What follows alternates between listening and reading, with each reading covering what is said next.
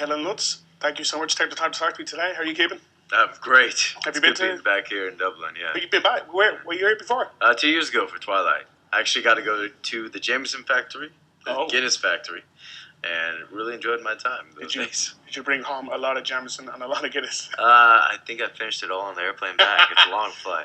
Well, we're here today to talk about Tarzan. It's the character's been around for 100 years. We're into almost 100 films. For this particular adaptation, what is it you think stands apart from previous takes on the Tarzan myth? What I loved about this, and it's before I knew what I was getting myself into, I'm a huge Tarzan fan. I think every boy played it, in his head or out, publicly in his backyard, playing Tarzan, King of the Apes, and playing with his animals, wrestling with his dog, just being an animal. And for me, the Tarzan that we're doing, that Reinhardt wrote and directed, was more a coming of age, modern, contemporary telling of the story. And I think it's very relative due to the fact that we have deforestation going on currently. We have these big global just companies caring more about the money than the substance of the earth. And that's where you see Tarzan. I think the essence of Tarzan is always going to be there in every story, but it's in what world and time period that he's being showcased. The film reminded me the most of, do you remember Ferngully from years ago? It was an animated movie where it had Ferngully, and it had a kind of like an eco-awareness vibe for the kids as well. There's a message to it. Yes. That's what reminded me of this, and I know I haven't seen that in a while. It's like 1990, I think. I remember it. It's been a while though. It's still good. No, it's great.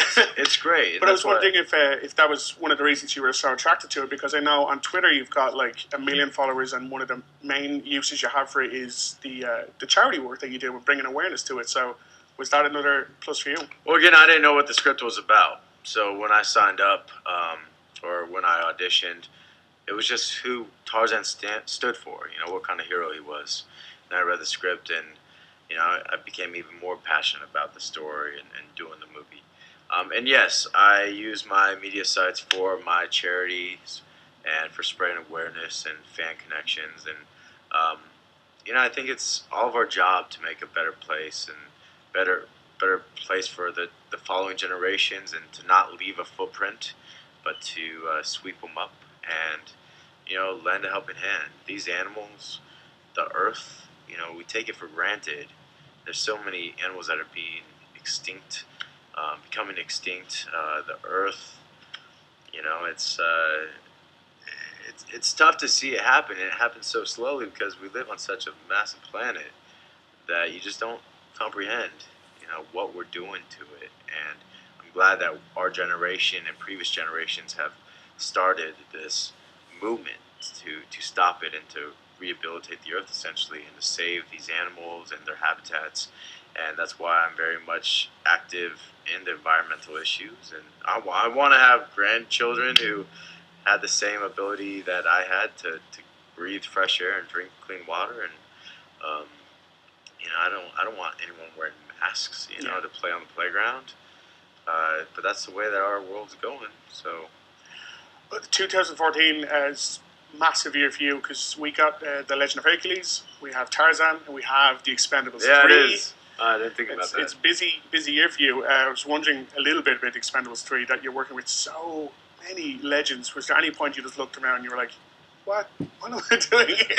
I was never starstruck. I was just extremely excited every single day. There was one time when we're all in this massive firefight, and I'm shooting, because Sly, his character Barney Ross, takes my character John Smiley under his wing, and John becomes the leader of the young Expendables. So we have this scene where it's just Sly and myself. He's over here, he's throwing me some lines, I'm taking his cover and just like killing bad guys left and right. And then he throws a line my way. We'd improv and just goof around, and like I'd look at him, and I had such a big smile on my face. He's like, "What are you doing?" And I'm like, "What?" He's like, "You're smiling. You're killing people. You can't smile." And it was just plastered. I was like, "I'm not smiling." Wrong message. I know. I'm like, ah, and my character doesn't even smile in the movie. That's what he's known for. So it was just really funny how excited I got, and how like just engrossed in the moment I was that I forgot that I was even doing a movie. I was just like, this is awesome. I can't wait to see it. Kellen Lutz, it's been a pleasure. Have a good day. Thank you, buddy.